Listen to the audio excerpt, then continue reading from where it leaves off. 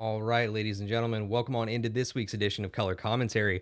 I'm your host, Stephen Miller, and we do this show every single Tuesday at 2 p.m. Eastern Time, but you know where you're at. This is the show where art and alpha collide. We've been doing it now for 101 episodes, and I'm so happy that you are here for our 101st episode today. But my next guest is a living testament to what happens when conviction outlasts convention. It is the incomparable Michael Hafftka. From building his first studio beneath a kibbutz water tower to staging a one-man protest on 57th Street, Haftka's journey reads like folklore. And yet, his work now lives in the permanent collections of institutions like the Met, MoMA, and the British Museum. Coming up alongside legends like Jean-Michel Basquiat and Keith Haring, Hafftka has spent over 50 years carving his own path, one defined by raw psychological intensity, abandoning likeness in favor of something far more human. And today, Haftka's made his way to Color Commentary to unveil his latest body of work, Faces, a series that distills a lifetime of figurative painting into 99 deeply personal one-of-one portraits that blur time, medium, and memory. The collection debuts next week in partnership with the team at Iconic, but with that said, I think it's high time we dive on into this one. So, without further ado, Michael Hafftka, welcome to Color Commentary. How are you doing, my friend? Hey, great to be here. Thank you. Thanks for having me. I am And that was so I was watching the interview with Isla. It was really wonderful, extraordinary, and thank you, Isla, for saying hi in public. I was about to say two legends with mutual respect, which I love to see on this show. But Hafftka, you sir are a living legend. You've got such an incredible body of work out there already. We saw a little bit of it on screen, like during the intro, but from such deep roots of starting in figurative and really honing craft, talk to me about how the past that you've had within figurative artwork and creating such a large archive of work has led to this collection that you're about to debut in Faces. I have to understand what the story is that led to this point. Well, working as an artist for 50 years, um, I don't think so much in terms of the past because the past is my present. And I kind of think of everything, the old saying, I'm 72 years old, and a lot of older people say, well, I feel like I'm 21 inside. Well, it's actually kind of a fact. You don't really feel older. You don't feel, unless you have some sort of infirmity. Life is just about being in the present.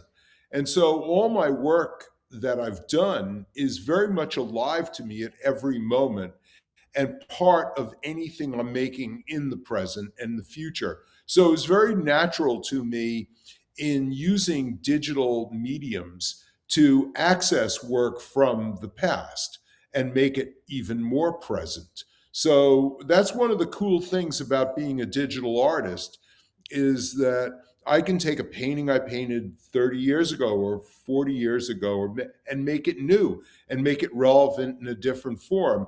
And I like that. I like animating paintings. I like utilizing new technologies. When I did for many years, I always did print work, and it was always a very traditional medium for the most part. It was etchings.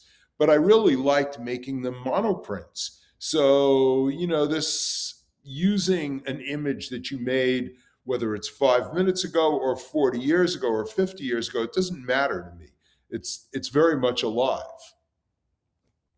Yeah, it's fascinating the way that you say it, because when you look at the entire body of work, and I will plug this for you really quick, you did just upload a massive archive of your work like very very recently, and Yeah. it was incredible to And go that's through only this. about half of what I've done. Yeah. Yeah, that's the stuff I happen to have photographed. I have tons of it photographed, not digitally. So yeah, I work constantly and I love that. I think that's the most fun in life is to actually create.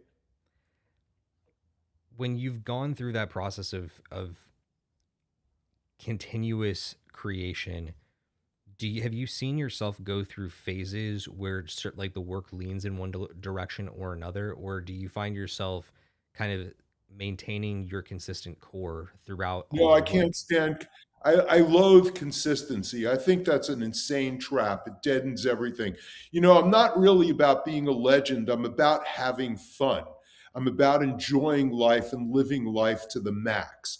And for me, liveness is constant change and constant creation. So, this notion that you have to have one simple style or one identifiable brand, that is really good for commerce, but that's not what art's about.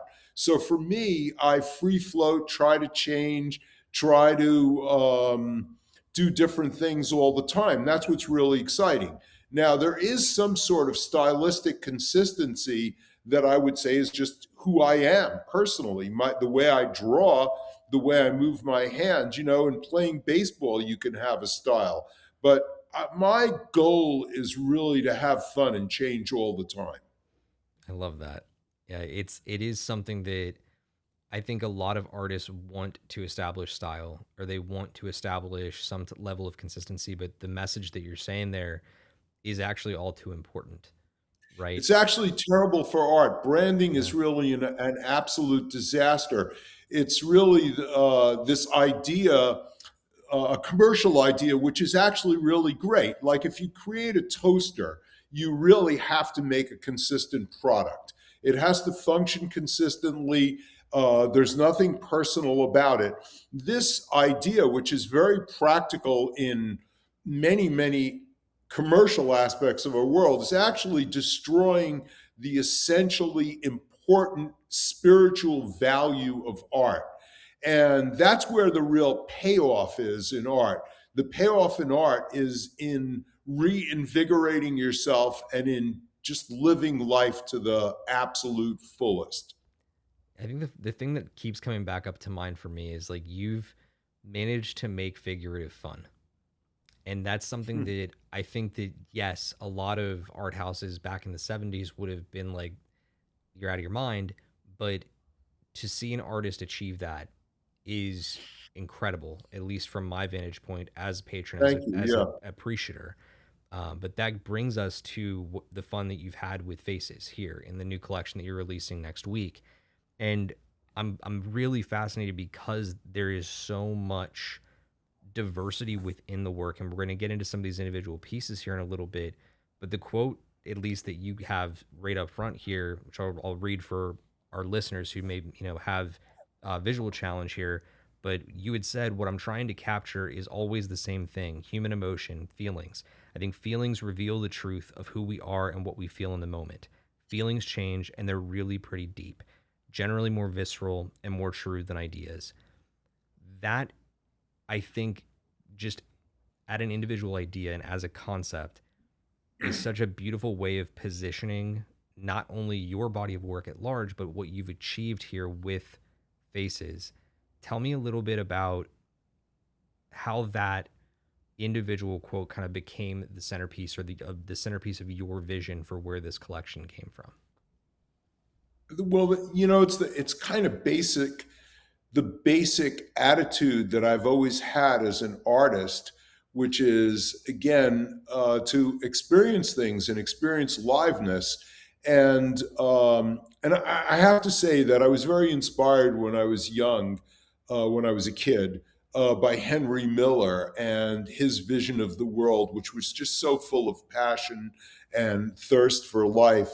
And so part of how I became an artist was just and this has to do with Faces, was painting my friends. You know, people are in and out of your life all the time, visiting you, hanging out with you. You're going places with your friends. You're getting high with your friends. You're having fun. You're bike riding. You're doing a million things. You're traveling with your friends. And throughout all of that, I was always drawing that experience.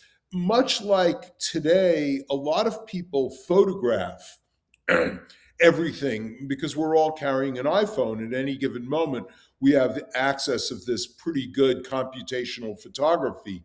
The difference between computational photography, which sort of formalizes everything into what's called a good photo, a sort of good lighting, good focus, you know, that kind of thing, is with actually creating you don't have, the only computation you have are your emotions. Because just think about it, when you start out as an artist, very few artists start out as virtuosos. So you start out really incapable, really actually terrible. You can't render, you don't know what you're doing. You don't understand it. You're just drawn passionately to creating. And so in creating, the one thing that you really have is the perception of feeling and emotion, both in yourself and in the subject. And that always guided me, and it still guides me. And it's a lot of fun. So there was something that we had discussed a little bit when Ayla was on a little bit earlier. It was the idea that stopping and finding a stopping point is oftentimes the hardest thing. With your work being so expressionist, do you find that that is a hard thing for you at this point in your career? Or do you think that with the way that you've developed as an artist, you really do have a natural, I guess, sense for when that stopping point really is? Yeah, I trust myself.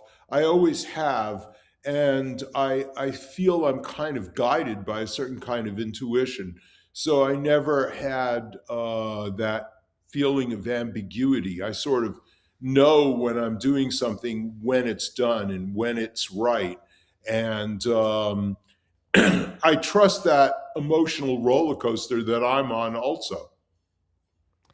And I guess with that in mind, that's kind of leads me to the follow on question. There is like, at what point did you realize that 99 was going to be the right number for this? Uh, it just it just was kind of a fun, cool number. Um, I was gonna say I didn't. we have a numerological string through this episode, so I figured I Yeah, had to at least ask. yeah, I didn't think about it too much. Numbers are cool. I get attracted to them, and I don't quite know why. I'm not really a mathematician. I and so that attraction is really brute and primitive, but attraction is a very powerful force, Mm-hmm. as we know, and it doesn't really need an explanation. Yeah, and I totally respect that perspective on it as well. But as we start to get into the collection here a little bit deeper, you can see to our viewers there is an incredible amount of diversity within the work. It's extreme, like each piece varies so heavily from the one before it. I'm Well, really that was curious. intentional. Yeah, please. That was intentional. That also has a little bit to do with this ecosystem of Web3, in that, like, I have a long history in the trad art world, so I draw on art history in the trad art world, but I also draw on history here, and the idea of a PFP, of punks, of these icons and memes that represent people. Well, I just thought I'd like to get into the fray of that too. I'd like to create this diverse collection of faces, and the hope is that people will acquire them and use them to express themselves. Yeah, so you, I guess in a way, there's a world where you envision people wanting to use these as PFPs in some Yeah, way or I another. think punks are cool. I really love that, punk concept. I got into this a little too late to grab a free punk or acquire one, so, as in everything else, I just make my own. I love that. So Faces is the official punks from Hafftka, which Hop the punks. I'm just playing around Hafftka punks, but I like that a lot. But you've Well, I was always mentioned kind of punk. well, and I respect that, especially with a jean jacket on in the exact moment.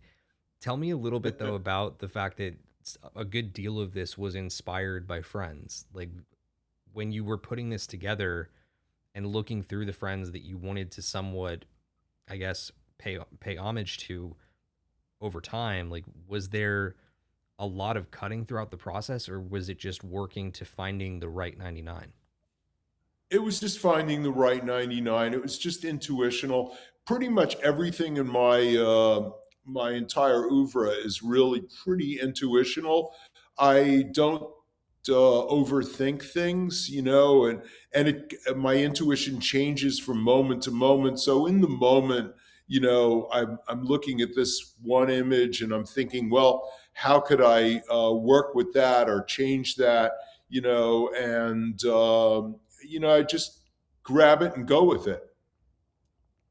Which makes perfect sense, especially with the way Mhm. that I've gone through the archive. Like, it makes a lot of sense. So I encourage people go through the broader archive, and I think that exact statement will make a lot more sense. But in working with Iconic here, before we do actually go over and look at some of the individual pieces, I'm curious about what your experience has been working with them, because That's they've been kind of, absolutely yeah. incredible. It's been really, really wonderful. Up until now, I've never worked with anybody in this ecosystem. I've done it all myself, which was part of, with the help of my wife, which was part of, understanding that this is decentralized. It's very different. Although in the trad art world, I work with galleries and curators, museums all the time. I work with art consultants all the time. So coming into this ecosystem, I really wanted to understand it and explore it. But one of the very curious things at the very, very beginning, Rob reached out to me and I asked him some questions. He asked me questions. He was very open to me at the very, very beginning. And where I knew absolutely nothing. I really knew nothing. And he was very generous to answer any of my questions. And we always stayed in touch. We met at a gallery in New York City, and he liked faces very, very much. And,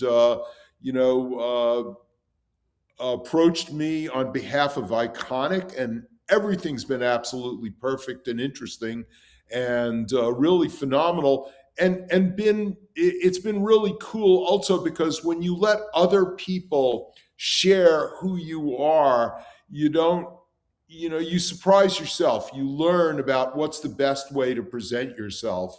So that's been very cool. I like it. Yeah, Iconic is kind of made a name for themselves in our space right now on the way that they bring digital and physical together. And I think that that Yeah, is a really unique which is what I'm differentiator. all about. Yeah. And Yeah, well, that also was a very you know a very auspicious marriage, so to speak, because I very much still make physical artwork and I make digital artwork, and I very much believe that the two can go together. A lot of my digital work is inspired by my physical work, and then there's digital work that I make that inspires physical work. And for example, it's very easy. I can make a digital painting, and then instead of doing it at high resolution or upscaling it at some point and putting it on a screen, a lot of these screens are just awful. They're just like absolutely awful, and I don't like seeing my work that way. And they're not even big enough, or they're just whatever. There's so many compromises, So I can just take a digital image and paint it as a monumental painting. So there's a lot of freedom in going back and forth from physical to digital and utilizing all the different mediums. And after all, digital is a medium, Mhm. just like watercolor, just like oil painting. So the relationship between me and Iconic really is absolutely what I'm tuned into to begin with. Yeah, I love to hear it, because I think that, as we were mentioning earlier, artists need to find the right marriage, right? They need to find the right partners to work with on the right projects. Finding that pairing is really, really important. And again, I cross all these divides, Haftka, because I really do think that this audience that we have here on Color Commentary is so multidimensional. We have patrons, we have gallerists, we have artists, we have collectors, people from all walks. So, like, to be able to paint a little bit more context for them and understanding not just the work itself, but the relationship that you have with Iconic is really, really important. So I appreciate you taking us a little bit inside what that dynamic was like.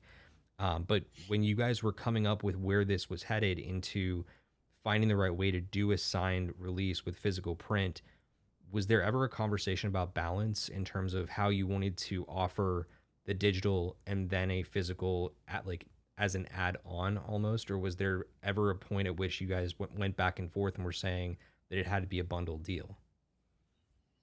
It was just, we actually all agreed with each other. It was a pretty natural, joining together of forces, which I like and I appreciate very, very much. We both had the same thing in mind. And, we didn't really go back and forth all that much. We both just sort of saw eye to eye right from the start, which is the ideal situation.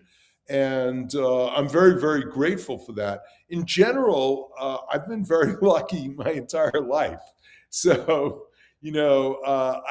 I don't want to jinx anything, but I'm used to good luck and good things happening, and I just go with the flow. Well, I mean, you approach things from a fun lens, so like I think that it's natural for fun to attract that same type of, call it mirrored energy, right? You want to be able to find those people, and I think it's a really easy way to find them through that. But when we get down to the brass tacks of it all, before we really do dive into the work, just because it's in the progression of how things are going here on the site, this release is going live on Wednesday, the 29th at noon. People can go and get this over on OpenSea. It's a partnership they've done for the digital between Iconic and OpenSea. You can get the piece there, and then the print is available for $350, paid via either ETH or credit card, following the digital release. So that's how you can get your hands on one if you're a collector. But when you are going through this and you're having the experience of collecting, is it going to be where you can individually select the work, or is it going to be blind No, it's a mint? blind. It's a blind mint. Um, it just technologically would have been too much of a pain in the neck to make it another way. And I think actually, what's very cool about that, again, I think people might wind up with another one than what they wanted, but people can trade them on secondary afterwards, and I'm hoping that it becomes a fun thing. So here's a new element to this that I'm actually just discovering in real time. They're not all statics. Right. Talk to me about the decision to, I guess, incorporate both static and dynamic artwork within the same collection. Well, that was just a no-brainer for me. The whole beauty of digital art and the digital medium is that I can do things that I can't do with oil paint or acrylic paint or watercolor or woodcuts or etchings. So I just embrace it all. And I don't really think about it like this collection has to be all static or this collection has to be, all animations. I just, every day I'm just trying to have fun. I don't I want, got you. I don't want to, I'm stressing that because really, when it comes down to it, the moment I start working, so to speak, calling it work, it's not really work. It's actually an incredibly pleasurable, fun discovery, experimental activity. And with the moment I start doing that, what I'm doing is enjoying myself, enjoying all this. So the less restrictions, the better it is, as far as I'm concerned. Okay, so I'm going to push back on one of the things that you said there, because, and this is it. This is a slight diversion. So understand, it's me pushing Sure. back just on one detail of like you trying to break outside of constraint. You have done that and achieved that here in a number of ways. But over the course of the last year or two, you've also released a lot of work on Bitcoin. And I'm Right. fascinated by the idea that someone who is so, call it anti-constraint, is operating within such rigorous constraint over there. Talk to me about how you approached that I versus don't something see like it as this. rigorous constraint, actually. I've managed to make the images translate beautifully. And yes, they're not so big that you can project them, but I've even made some animations on Bitcoin. The beauty of Bitcoin is that it's inscribed on chain. And the other thing about it, and this is more basic, is that I'm blockchain agnostic. I don't care which blockchain it is. And I see that there's a lot of people that, oh, I'll only do something on ETH, or I'll only do something on Bitcoin, or I'll only do something in a gallery. I mean, as far as I'm concerned, I don't care about any of that. I create art. I put the art out there in any place, any avenue, whether it's a blockchain or whether it's on the street. After all, I started out being an artist peddling on the street in New York City. So, as far as I'm concerned, anywhere people can connect with my art is fair game. And that's all I'm about. I'm about creating and putting my art out there with no friction. So I don't really care about the limitations of a blockchain. I don't care about the limitations of the street. When I was on the street, I just didn't want to get arrested.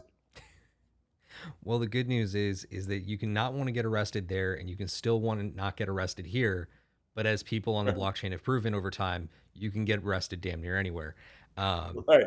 couldn't help myself but to lean in there a little bit, Michael. So apologies for Yeah, that. no, it's good. But let's go ahead and look at a couple of these pieces individually. If there are ones that you want to stop at, by all means call them out, because I want to be able to zoom in on a couple of these that you just really are energized to talk about. But I do want to start. I guess let's just call it at one, right? With Olive. Um, Yeah. Tell me a little bit about this piece, because you and I both have actually connected in the past on, our connection through our faith or shared faith or links through that. I'm curious about what inspired this specific work, and potentially a little bit that you can tell us about the individual behind it. Well, actually, this work is in the collection. The physical of this is in the collection of a rabbi. And, it started because I had a show at the Jewish Museum in New York City. And he's an Orthodox rabbi, and he was not really into going to museums. And I said, listen, making uh, what I think is great art. Some of it has to do with my upbringing, my Jewish faith, my parents. And I think you ought to go to the show. And, he finally gave in, and he decided to come to my opening. And so I thought, well, how could I make, work that would hang, that would be acceptable in his house? Because all he had were pictures of rabbis up. So, it was my challenge, and I just thought, well, he's a Kabbalist, and so in Jewish mysticism, the entire world is created through the formation of the alphabet. So I just thought I would start out with the portrait of an Aleph. I love that. Yeah, I didn't realize that there was even a remote chance that it was tied to that, but I like the message there a lot, and I think it's probably also because the part of Israel that I connected with most while I was there was um, the Kabbalistic capital, which I will save people Yeah, spot. from. Yep, Yeah, I I was had just a about to great say, experience there. Yeah, it's I did a whole incredibly. series of paintings based on my readings of the Zohar, and I showed those at Yeshiva University Museum. And I'm in the collection of the Yeshiva University Museum with a painting of a major painting of mine called Jerusalem Hill, which is kind of a depiction of hell, for lack of. I'm a fun guy, but there is hell in reality. So, at any rate, a lot of Kabbalistic imagery has meant a lot to me over the years. I love that, and it's definitely something I didn't know going into this. So I myself am still learning as we go here. But take us down the faces rabbit hole here. Where should we go next? Which piece should we chat on next? Anywhere you want, and I'll tell you the story of it. I hesitate myself from, I don't have favorites, to be honest with you. And people always want to know what's my favorite. And it doesn't really work that way, because I'm absolutely in love with what I'm doing when I'm doing it. So, that's really the thing. I'm totally passionately full in love. And then the moment I'm working on the next thing, I'm in love again. So, that's kind of how I am. I got you. So look, you had Scroll brought up down further. Actually, Yanat just came in here and she said, scroll down. So I don't know why, but let's scroll down what further. what Yanat says goes. I will Yeah, always defer. that's good. Me too. That's You know? awesome. So let's stop. Well, I am going to go back for 2 seconds because there was one that Sure. is very different, and that's the one right here at center, Demon. Oh, the It sculpture. Yeah. yeah. Talk to me about how sculpture made its way in here. Well, I've done a lot of sculpture, but actually sculpture like digital art started because of my children. When my children were very young, I have three grown children and now three grandchildren. But when my kids were really young, that was when I started making digital art because I thought computers were the most relevant thing for my kids, and it was true. So, and I didn't know what else to do with the computer because I didn't really use it in my life yet. So I started actually with art.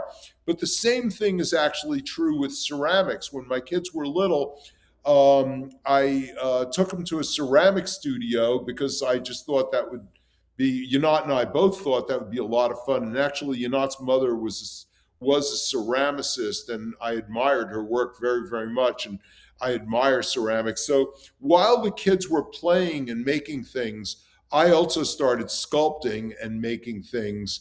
Although this is one of my sculptures, and there aren't all that many.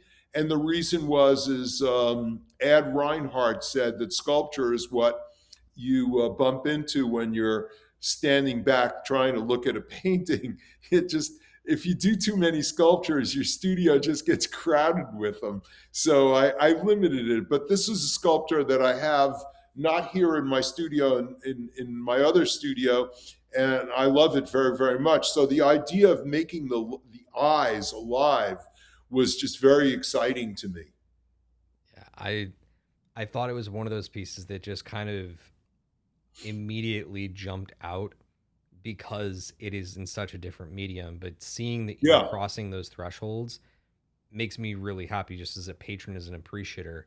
But thank you. as we keep scrolling down here, again, you just get a sense of the diversity that you've managed to put into this collection. But I want to stop here at introvert because I think that it covers a very different dimension of the human psyche. Let's just roll Uh there for huh. a second, but tell us about it.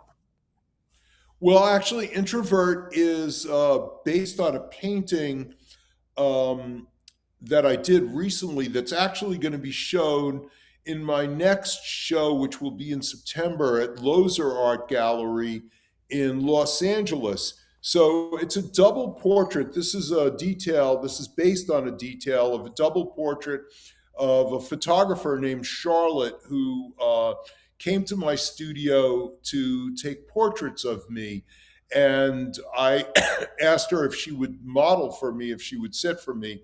And so I did a double portrait. And there's actually a process video on YouTube, as I recall. You not filmed it, and it's on my YouTube channel. So in doing a double portrait, I was able to actually show more sides of my experience of Charlotte than if I just narrowed it down to one portrait in the painting. And I really liked that very, very much because she really had this very complex, outgoing personality, and at the same time, very complex, introverted personality, which I experienced in working with her and painting her. And it was just very inspiring. So just a observation, you've applied these little taglines or quotes or thoughts even to each of these images. When it comes to putting all of this onto Ethereum, are all of these details in the metadata for each of the pieces that you've put out? Yes, except for the rarity. Yes, all the stuff's in the metadata. I mean, that's another cool thing about doing NFTs. You can do that.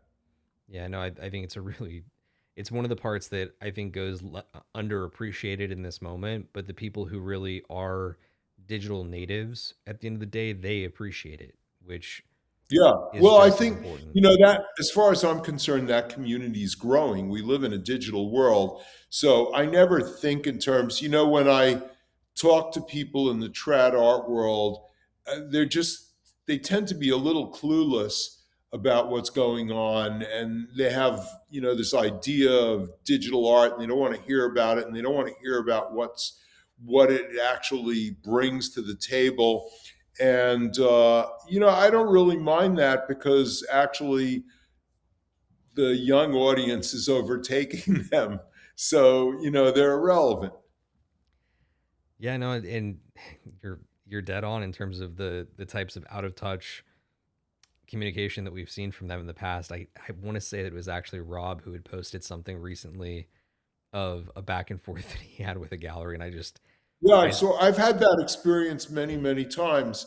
You know, I'm one person who, as a artist who's been doing this for so many years, I don't really think of distinct ecosystems. Like I know I can refer to our ecosystem as Web3, and the gallery world is the trad art world. But you know, really, it's an illusion that they're separate. There truly is this one very, very big art world that is global, and that is that all people are interested in art. So it's not really helpful to focus on, you know, this like the top 10 galleries or the top 10 performers in the NFT space. That's you know, a pretty narrow point of view that doesn't actually reflect what art is all about. It's a much bigger world. There's room for everybody, and you know, I'm a living testament to that. So I just sort of, you know, just see it all as one interconnected universe of people being interested in creating and people being interested in creations. yeah, I think the widening viewpoint is something that's really important there. And I again don't think that it's something people think about nearly enough. So I appreciate you pointing to that for a second. I want to mostly make a joke, but also at the same time, Sure. I want to know about it. I want to know about teenager, but I also at the very same time wanted to say I want to know about Vitalik Buterin because the second that I look at this piece, I immediately see the founder of Ethereum. So Right. please please tell us a little bit about this one, as much as my terrible dad jokes are just rolling today. Actually, that wasn't, you know, that wasn't what was on my mind. Mm-hmm. And actually, this is interesting. Teenager is really actually interesting in terms of how broad my work process is, because actually, this was a painting. This started out as a physical painting that I worked on for a long time. And at a certain point, many, many years, in fact. And it's oil paint. It's very thick and it's layered and it's quite interesting. So, at a certain point in the process of working on this for several years, I realized that I could actually accelerate my experimentation using AI. So I took a reproduction of the painting and I put it in Mid Journey, and I generated, you know, a tremendous amount of variations from prompts that I created to see where I could go, actually to speed up the process. Because actually, if I were to create variations with oil paint, then one of the factors about the medium of oil paint is sometimes you have to let a layer dry before you can paint over it. Mm-hmm. So, you know, this is an interesting painting in terms of the process of using AI in order to actually come to a new point of departure and work on the painting. So, I realize I'm telling you more about the process than about the individual, but That's part of what it this was, show's about, man. I'm all for this. yeah. So, you know, that was a real kind of, AI was something, you know, as you mentioned, my data set that I put out on Hugging Face. And, I very much have embraced AI. I'm not afraid of AI. Like a lot of artists are afraid of AI, but actually, the essential thing about creating is so very human. I just don't, for even a second, think AI is going to ruin that. Yeah, I don't think the ruination element is ever going to play a role with AI. I think there's a lot of positive benefit, and I think it far outweighs the negative, unless it does what a lot of other people say, which is kill us all. Which I don't think the AI Yeah, art side of I things don't is know going about to. that. That seems a bit dramatic. I mean, Yeah, we're doing a good job of killing ourselves. To you're not just appeared and said scroll. So so keep scrolling, buddy. So I think we're I all was gonna killing say, ourselves. The is world's got a is lot of is problems. I she don't think it's AI. is she telling me to scroll so we move past wife or no? I don't know. Let me see. You're not. What's the? Come on over here. Hey, you're not. Let's see if she'll come here and clue us in. No, she's not. She's not. She doesn't want to be on camera. That's perfectly fine. Wait, no, But she's coming. Come on. Okay, here she is. hey, you not. Thank you for coming on camera. Nope, I'm sorry. take over. You're not. Scroll down. What do you want me to go to? Yeah. What do you Go want? further. Go further. That's the story of my life. She's always encouraged me to go further. I love that. Oh, there's a portrait of me. Yeah, I like that portrait of me. Yeah, but I love that animation of the poof, you know. And Death Marriage was one of my very earliest paintings. So That's wild. a lot of these, when I look at it, and there's a dear friend of mine, Jamil Moondock, who's a wonderful musician, sadly no longer with us. We made an album together. He was an alto player. He was a great jazz musician, and we did some music, a lot of music together. Yeah, I love a lot of these pieces that are unfortunately already accounted for. Yeah, But it's phenomenal for those collectors. I like to get caught up on Friend a lot. I think right. it's the one that I have been drawn to a ton. Genius as well. If you could tell us a little bit about Genius and then Goddess. Uh, I don't know what to say, to be honest with you. I don't want to be disappointing, but I just, they, it, for me, all of these pictures are emotional realities. So I just really just feel that I'm expressing a kind of moment in an emotional universe that the person is conveying. Yeah, no, I know. You're not wanting to reveal that one of them is an artist, Ligabue, who's the the cliche is calling him the Van Gogh of Italy. He's a very cool artist that I love. That's probably been overlooked, and that was my attempt at. You have to go back up Yep. to get to. Yeah, there he is. So, I wanted to paint him because I do feel he's a genius, and he's pretty much not really as understood internationally as he should be. I think partly because he was a very raw, primitive artist and mostly collected in Italy. So there's very few examples of his works. Even in the Met, there isn't a Ligabue. So, he's one of the favorite artists of mine. That's awesome. Yeah, I'm gonna have to tell a friend of mine about him in a little bit then because There's only one biography. It's an extraordinary book. There's only one biography in English written about him that was actually published by the same press that published the biography of Henry Miller. So that was a cool coincidence that two of my heroes were published by this press. that's awesome. Yeah, the last one that I think we're gonna have time for today is 100% me asking about one that is a true favorite of mine in the collection, and that's The Little Prince. There, Uh-huh.